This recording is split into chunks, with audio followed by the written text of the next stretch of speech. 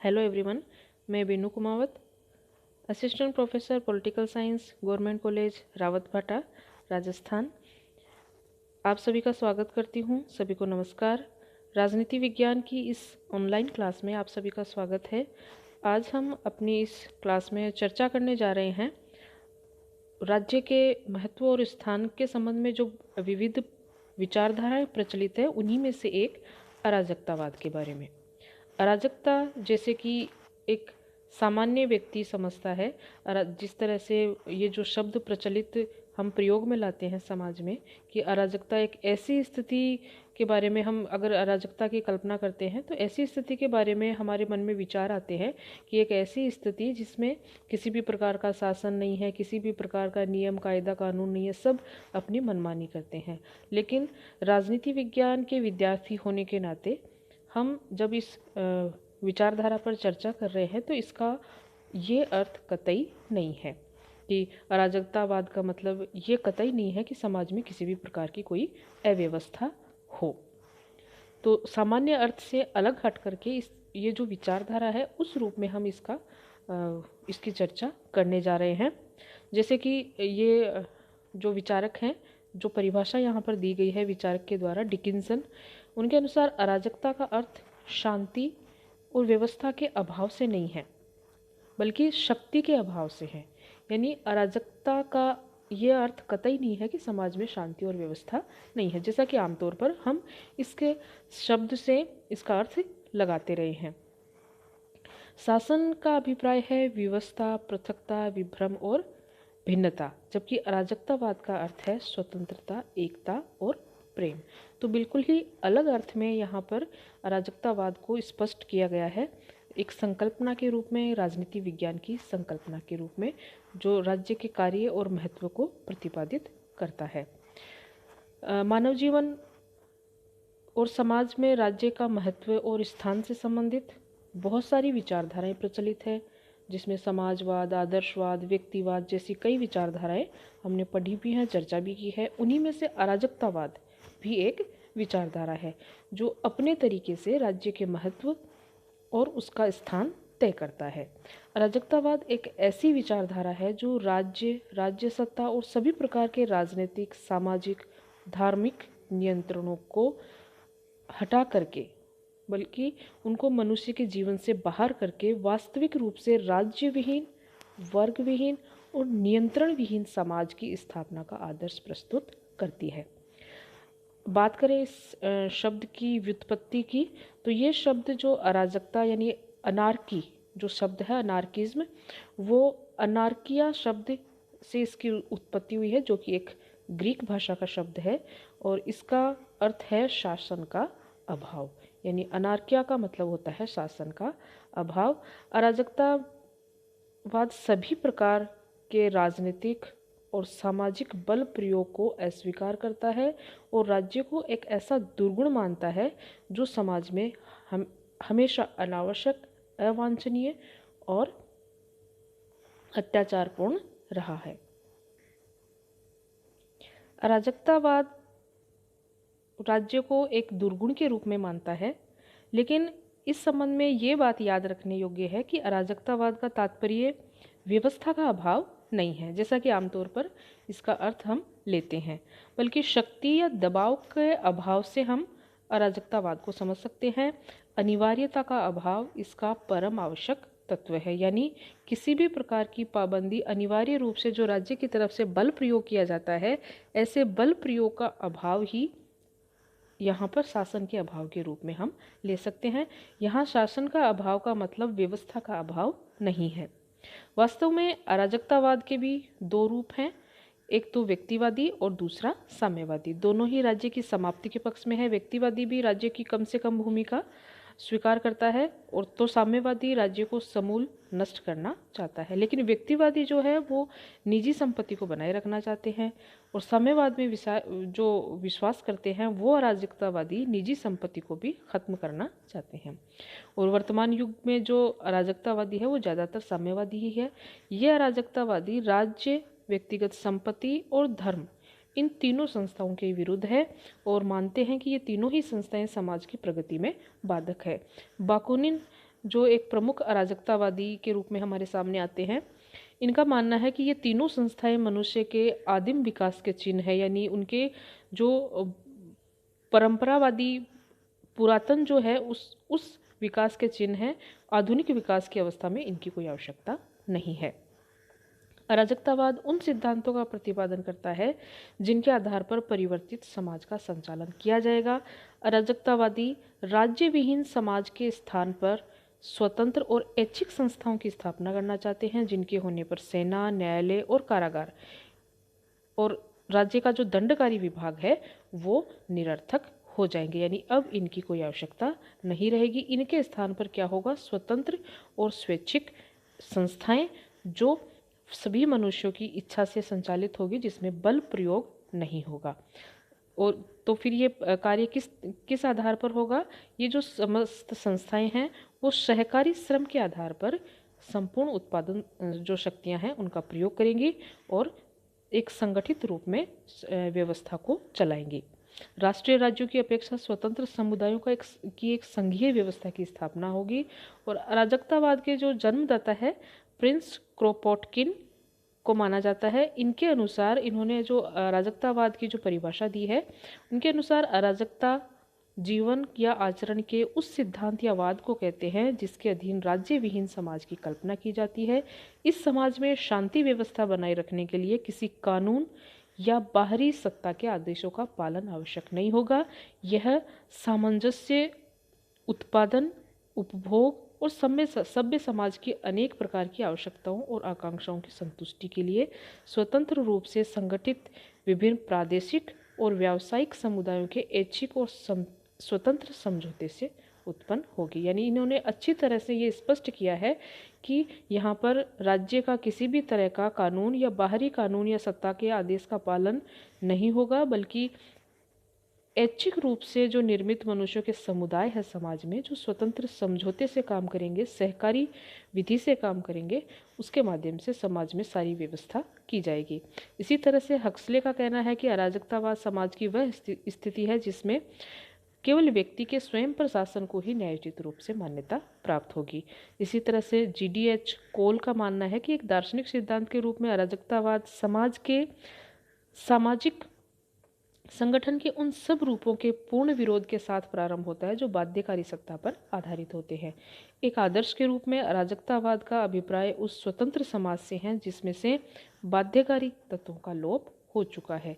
तो इस तरह से व्यक्ति के व्यक्तित्व की महत्ता और अपने राज्य विरोधी दृष्टिकोण में अराजकतावादी 19वीं सदी के उदारवाद का घनिष्ठ सहयोगी है, क्योंकि 19वीं सदी का जो उदारवादी दृष्टिकोण था वो भी व्यक्ति के व्यक्तित्व को महत्वपूर्ण मानता है और राज्य के कार्यों को कम से कम करने की हिमायत करता है।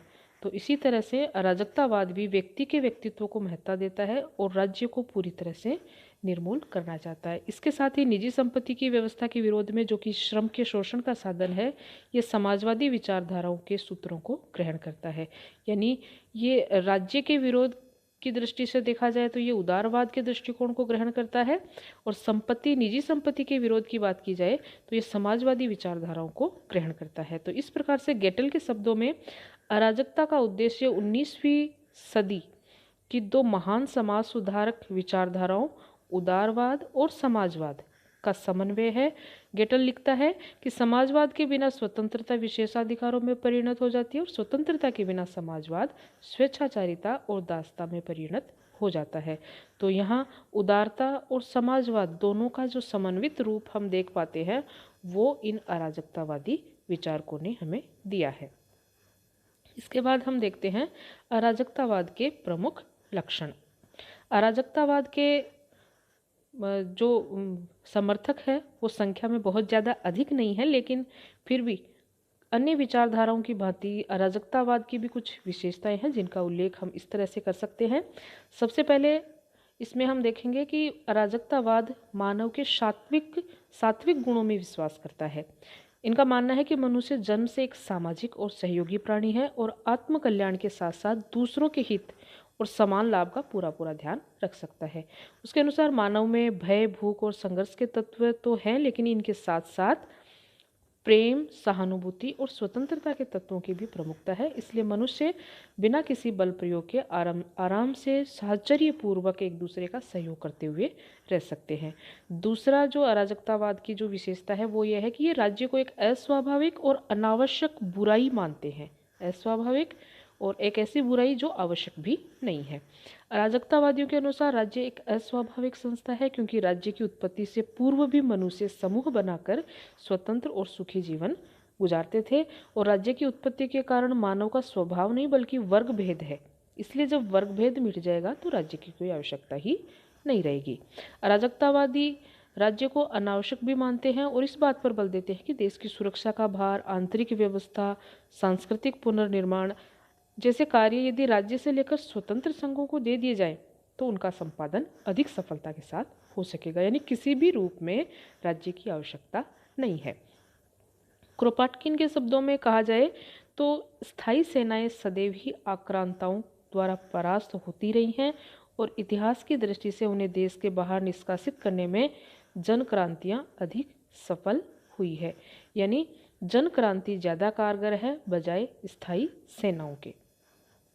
तो इस तरह से अराजकतावादियों के अनुसार राज्य एक ऐसा दुर्गुण है जिससे आदर्श समाज में कोई स्थान प्राप्त नहीं हो सकता। मनुष्य जो कि प्रकृति से विवेकी है, तर्कशील है और एक दूसरे का कल्याण चाहता है, राज्य के आधिपत्य से अपने स्वाभाविक गुणों को खो बैठता है क्योंकि उसके ऊपर राज्य बलपूर्वक शासन करता है और राज्य व शक्ति उसे स्वार्थी, पदलोलुप और अनैतिक बना देती है। राज्य तथा उसके कानून मानव स्वतंत्रता के शत्रु होते हैं हमेशा और राज्य की शक्ति शासकों को निष्ठुर और अत्याचारी बना देती है और सामान्य जनता में दासता की प्रवृत्ति उत्पन्न करती है। तो इसीलिए अराजकतावादी क्रोपाटकिन के शब्दों में कहा जाए तो इस अथवा उस घृणित मंत्री को यदि सत्ता प्राप्त न हुई होती तो वह बहुत ही अधिक श्रेष्ठ व्यक्ति होता। यानी सत्ता भ्रष्ट करती है और वो जनता को भी निष्ठुर और स्वार्थी पदलोलुप बना देती है। राज्य प्रथम तो निर्दोष और पवित्र व्यक्ति को पाप के मार्ग पर प्रेरित करके अपराध करना सिखाता है और फिर उसे अपराधी होने के अभियोग में दंडित करता है। तो एक तरह से राज्य किसी भी तरीके से व्यक्ति का भला नहीं कर सकता। अराजकतावादी आर्थिक आधार पर भी राज्य का विरोध करते हैं। उनका विचार है कि राज्य ने व्यक्तिगत संपत्ति के मार्ग में जन्म लेकर व्यक्तिगत संपत्ति को प्रोत्साहन देने का काम किया है और वर्तमान समय में आर्थिक असमानता और आर्थिक शोषण राज्य के कार्यों का ही परिणाम है। इन सब बातों के आधार पर क्रोपाटकिन कहते हैं कि राज्य का कोई स्वाभाविक औचित्य नहीं है, वह मनुष्य की स्वाभाविक सहयोगी मूल प्रवृत्ति के विरुद्ध है। यानी बिना राज्य के व्यक्ति स्वाभाविक रूप से सहयोगी रूप से रह सकता है, राज्य उसके जीवन में दखल ही देता है, उसको भ्रष्ट ही करता है। अगली विशेषता है अराजकतावाद की, वो है प्रतिनिध्यात्मक सरकार का आलोचक। राज्य और सरकार की आलोचना करते हुए अराजकतावादी न केवल राजतंत्र और कुलीन तंत्र वरन जनता द्वारा जो निर्वाचित प्रतिनिध्यात्मक सरकार है उसकी भी आलोचना करते हैं। प्रतिनिधित्व के सिद्धांत को अस्वीकार करते हुए अराजकतावादी कहते हैं कि वास्तव में अन्य व्यक्ति का तो क्या, एक व्यक्ति स्वयं तक का सच्चा प्रतिनिधित्व नहीं कर सकता। वास्तव में इन तथाकथित प्रतिनिध्यात्मक सरकारों का संचालन बिल्कुल अपरिपक्व अनुभव शून्य व्यक्तियों के द्वारा किया जाता है। व्यावसायिक राजनीतिज्ञों का एक ऐसा वर्ग उत्पन्न हो जाता है जिसका एकमात्र कार्य होता है मानवीय दुर्बलताओं का अनुचित लाभ उठाना। प्रतिनिध्यात्मक शासन के संबंध में अराजकतावादी दृष्टिकोण को अभिव्यक्त करते हुए प्रोफेसर जोड लिखते हैं कि प्रतिनिध्यात्मक सरकार ऐसे व्यक्तियों की सरकार होती है जो प्रत्येक कार्य को खराब ढंग से करने के लिए सबके विषय में थोड़ा थोड़ा जानते हैं, किंतु जिन्हें ठीक प्रकार से कार्य करने के लिए आवश्यक किसी भी वस्तु का पर्याप्त ज्ञान नहीं होता। तो एक तरह से ये लोकतंत्रात्मक जो प्रतिनिध्यात्मक व्यवस्था है उसका भी विरोध करते हैं। अगली विशेषता है व्यक्तिगत संपत्ति और पूंजीवाद का शत्रु। अराजकतावाद साम्यवाद की ही भांति श्रम को मूल्य का एकमात्र आधार मानकर इस बात का प्रतिपादन करता है कि किसी वस्तु के क्रय से जो लाभ होता है वो पूरी तरह से श्रमिक को ही मिलना चाहिए क्योंकि वो श्रमिक के श्रम का ही परिणाम है, किंतु व्यवहार में ये जो लाभ होता है वो पूंजीपति हथिया लेता है। इसलिए अराजकतावादी विचारक प्रोधा कहता है कि प्रत्येक प्रकार की संपत्ति चोरी है। अराजकतावादी मानते हैं कि व्यक्तिगत संपत्ति ने ही पूंजीवाद को जन्म दिया है, जो मानवीय शोषण का पर्यायवाची है। पूंजीपति सांस तो अतिरिक्त लाभ और निर्यात की लेते हैं, लेकिन उसे वापस निकालते समय सामाजिक वातावरण में शोषण, घृणा, द्वेष, निर्धनता, बेरोजगारी उत्पन्न करते हैं। अराजकतावादियों का विचार है कि पूंजीवाद का अंत ही श्रेयस्कर है और इसका अंत अब अत्यंत ही समीप भी है। तो ये पूंजीवाद का पूरी तरह से विरोध करते हैं। इसके बाद ये धार्मिक पाखंडों की भी निंदा करते हैं। अराजकतावादी धर्म का भी विरोध करते हैं। उनकी ये मान्यता है कि धर्म के धोखे में आकर के व्यक्ति अपना विवेक खो बैठता है, वह भाग्यवादी हो जाता है, उसके कर्म की शक्ति बहुत शिथिल पड़ जाती है और ऐसी स्थिति में मानव राज्य और पूंजीवाद जैसी अन्यायपूर्ण संस्थाओं के विरोध में खड़ा नहीं हो पाता और मानवीय शोषण और अत्याचार पनपने लगते हैं। बाकुनिन कहता है कि ईश्वर बहुत कुछ जार के समान था और जार ईश्वर के समान था, दोनों ही अत्याचारी थे। यानी दोनों के ही सामने व्यक्ति खड़ा नहीं हो पाता, उसका विवेक खत्म हो जाता है और वो अंधविश्वास से चलने लग जाता है। धर्म के द्वारा विभिन्न मतावलंबियों के बीच विद्वेष उत्पन्न करने का काम भी किया जाता है। विकेंद्रीकरण में ये विश्वास करते हैं अराजकतावादियों के द्वारा। राज्य के विरोध का एक प्रमुख कारण राज्य के अंतर्गत सारी व्यवस्था का केंद्रीकरण है, जिसके परिणाम स्वरूप अकुशलता और भ्रष्टाचार होता है। अराजकतावादी अपने आदर्श समाज में व्यवस्था और प्रबंध के लिए विकेंद्रीकरण पर जोर देते हैं। वो चाहते हैं कि समाज का पुनर्निर्माण स्थानीय संस्था और संघों के आधार पर हो और ये सारे जो संगठन हैं वो संयुक्त होकर के एक देशव्यापी संगठन का रूप धारण कर ले और स्वतंत्र संघों में संगठित होकर के पूरा समाज एक संघात्मक व्यवस्था के रूप में अवतरित हो।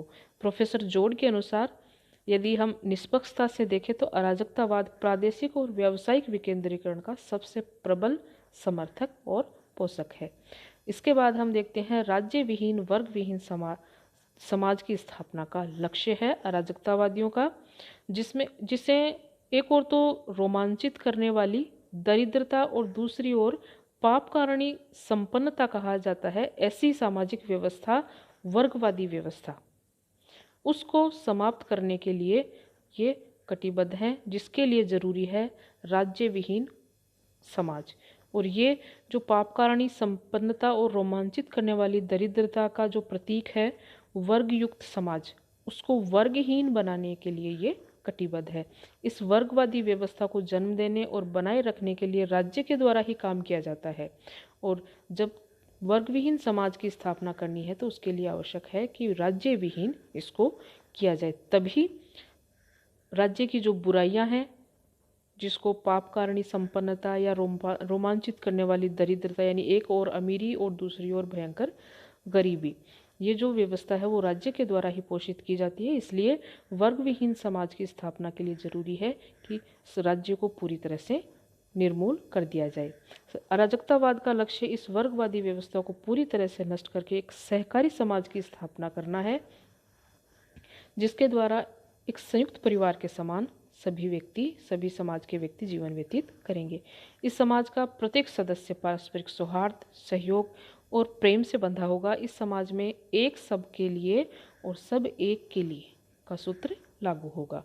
इस समाज में धर्म, लिंग, संपत्ति, किसी भी प्रकार का भेदभाव नहीं होगा और ये सारे जो भेदभाव के जो बिंदु है वो सारे हटा दिए जाएंगे और न इसमें कोई वर्ग होगा, न कोई व्यक्तिगत संपत्ति होगी, न कोई पारस्परिक द्वंद्व होगा, न लड़ाई झगड़ा होगा तो केवल स्वतंत्रता, समानता, सहयोग पर आधारित एक वर्ग विहीन और राज्य विहीन समाज। तो इस तरह से अराजकतावादियों ने विभिन्न जो राज्य की जो व्यवस्था है, उस राज्य की व्यवस्था, व्यक्तिगत संपत्ति की व्यवस्था, उन सारी व्यवस्थाओं को निर्मूल करते हुए एक ऐसे समाज की स्थापना की बात की है जो कि पूरी तरह से सामाजिक सौहार्द पर आधारित हो, ऐच्छिक संगठनों के द्वारा जिसकी व्यवस्था की जाती हो, किसी भी प्रकार का बल प्रयोग न हो, यानी आत्म अनुशासन से संचालित स्वैच्छिक संगठनों के माध्यम से शासित एक ऐसा समाज जो आपसी सहयोग और सदाचार से एक दूसरे का कल्याण सोचते हुए, एक दूसरे का शुभाकांक्षी होते हुए सहयोग पूर्वक जीवन व्यतीत करता है। तो इस तरह से हमने देखा अराजकतावाद, जो सामान्य तौर पर प्रचलित शब्द होता है अराजकता, जिसका अर्थ हम सामान्य रूप से लेते हैं मनमानी या अव्यवस्था, वो अर्थ न होकर के राजनीति विज्ञान की दृष्टि से जो विचारधारा अराजकतावाद की आती है वो है एक ऐसी व्यवस्था जो राज्य विहीन, वर्ग विहीन, संपत्ति विहीन समाज की स्थापना, जो न्यायपूर्ण तरीके से सहयोगी समाज की स्थापना करते हैं। तो ये थे अराजकतावाद का अर्थ और इसके प्रमुख लक्षण। इसके बाद हम देखेंगे अराजकतावाद का विकास, अराजकतावाद की प्रमुख धाराएं या प्रमुख विचारक जिनके अपने अपने विचार हैं कुछ मतभेद के साथ, और अराजकतावाद की आलोचना। ये सब हम अगले वीडियो में देखेंगे। तब तक के लिए नमस्कार।